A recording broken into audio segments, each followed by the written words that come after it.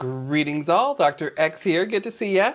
All right, so today's video is an introduction to Africana Studies. In this video, I'm going to give you some information about key concepts, some definitions. All of that is going to help you as you start to learn Africana Studies this semester. I'll spend some time talking about the interdisciplinary and multidisciplinary nature of Africana Studies. Stay tuned. Okay, so let's start off by talking about the course and what the course description says in the catalog. So from your catalog, this is AFST 1110, Introduction to Africana Studies. And the catalog really does point to the nature of this course being interdisciplinary. It introduces you to the histories, cultures, and experiences of Black people, people of African descent across the African diaspora. So this course is going to cover not just the experiences of Blacks in America, but it'll cover the experiences of African people across the diaspora. All right, so let's start our definitions with the definition of Africana Studies. Here's a definition for Africana Studies that was written back in 2008, still relevant today, but I really like the perspective this particular author takes. So here's the definition of Africana Studies. It's the critical analysis of the Africana experience, people, and culture through the usage of African worldview with the ultimate goal of changing the life chances of African descended people. Okay? So Carol is the author. The last name of this author is Carol. And they did a really good job of defining what Africana Studies is. It really is this critical analysis, this critical look at the experiences and culture of a people where Africa is centered, the center of the worldview. So I really, really love this definition. This is the one we'll use this semester for what is Africana Studies. All right, let's keep going with the definitions. Before I start talking about and defining the African diaspora, I want to have a conversation with you just really quickly about the terms Black, Afro-American, and African American. So during the semester, you'll hear those names used interchangeably by me, by some of the authors that you're reading, also in some of the documentaries and videos you'll watch this semester. Okay, so anytime you hear me talking about a Black person, African American, or an Afro-American, I'm talking about someone whose lived experience, for the most part, has happened here in the United States, okay? So that's Black, Afro-American, African American. But mostly you'll hear me talking about Black people. And I'll be specific about if I'm talking about Black people across the diaspora or if I'm speaking specifically about Blacks in the US, okay? All right. Next definition, African diaspora or Black diaspora. You'll hear it presented both ways in your reading and in the videos and documentaries you'll watch this semester. So here's a really great definition that I found from DePaul University. They have a center for the study of the Black diaspora. And so this is their definition. We'll use it this semester in this course. African and Black diaspora, the African diaspora is the voluntary and involuntary movement of Africans and their descendants to various parts of the world during the modern and pre-modern periods. I really love that. I love that definition because it talks about both voluntary movement of Black people, African people, and their descendants around the world voluntarily and in many cases involuntarily. So that is our definition we'll work from this semester with African diaspora and Black diaspora. Now the next two may be terms that you're not familiar with. One is Afrocentricity, the other is Africology. Now, Afrocentricity was a term that was a phrase that was termed by Malife Asante back in the late 80s, early 1990s. Now, Asante defined Afrocentricity as a frame of reference wherein phenomenon are viewed from the perspective of the African person.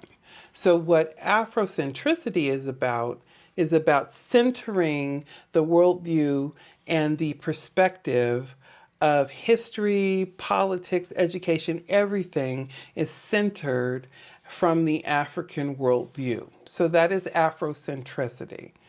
You'll also hear Africology talked about, and there are a lot of theorists that speak about this. Asante, again, is one of the foundational people that did research and writing on Africology. But here's what Africology is. It's a theoretical and cultural framework rooted in the social, political, historical, and educational struggles, as well as the oppression and liberation of Black people throughout the African diaspora. So, Africology, as you're reading about that, it is a theoretical framework and a cultural framework about the experiences of African people, of Black people across the diaspora. So, that's Africology. All right, now that we have all of those definitions, we'll be talking this semester about origins, we'll talk about culture, we'll talk about self. One of the things I learned as an undergraduate and then a graduate student was to think about the experience of people across the African diaspora in the following way, especially those who find themselves in the US. We may be African by nature and American by nurture. So, in other words, our roots and origins are in Africa. The nature of who we are, ancestors and roots, are here in America as well.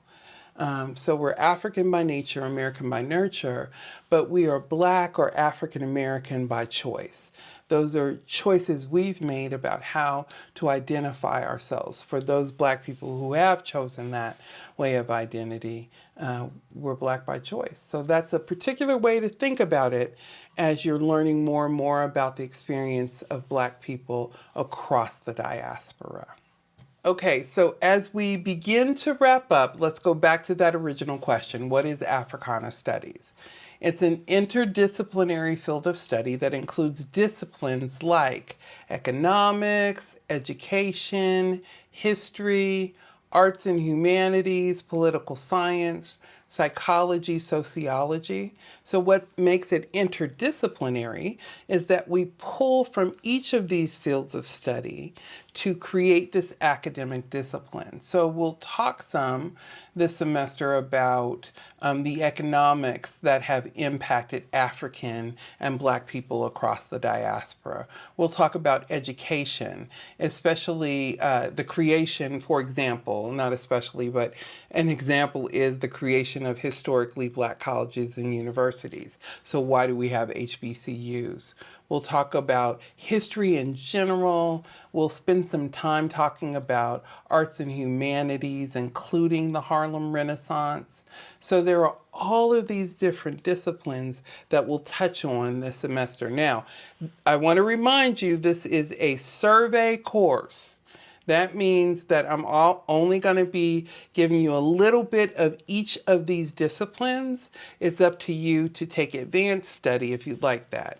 Advanced study on Black studies beyond the intro course. But remember, it's an intro course, survey course, so we're only going to touch on these areas a little bit. And there are a couple of other areas that you can expect for us to focus on this semester. Now, I've already talked about history and education. We'll also talk more specifically about culture. We'll talk about language. We'll talk about politics. Social movements for sure.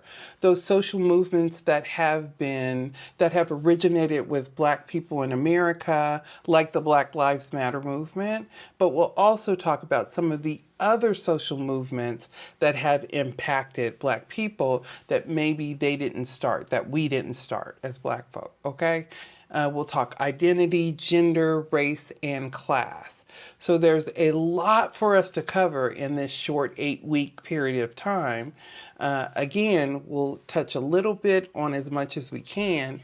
Okay, that's it for this week. Now, if you have any questions about the definitions, key concepts, or anything else I talked about in this week's lecture, or even in any of the readings you did for the week, please feel free to go and post those in the Ask Dr. X discussion board. I will respond to those questions within 24 to 48 hours. Usually it's less than 24 hours, but I kind of want to give myself a little wiggle room just in case. All right, so you can post them there and Ask Dr. X, or if you want to, while it's still fresh in your mind, go ahead and feel free to post them here on this YouTube channel in the comments below. I'll get back to you as soon as I am able. Thanks so much for watching this week's lecture. Hey, thanks so much for watching today's video. I really appreciate your engaging with the content here on this channel. If you'd like, go ahead and click the thumbs up and leave me a comment below. I always love engaging with other people in higher education. Thanks so much for watching and have a terrific day.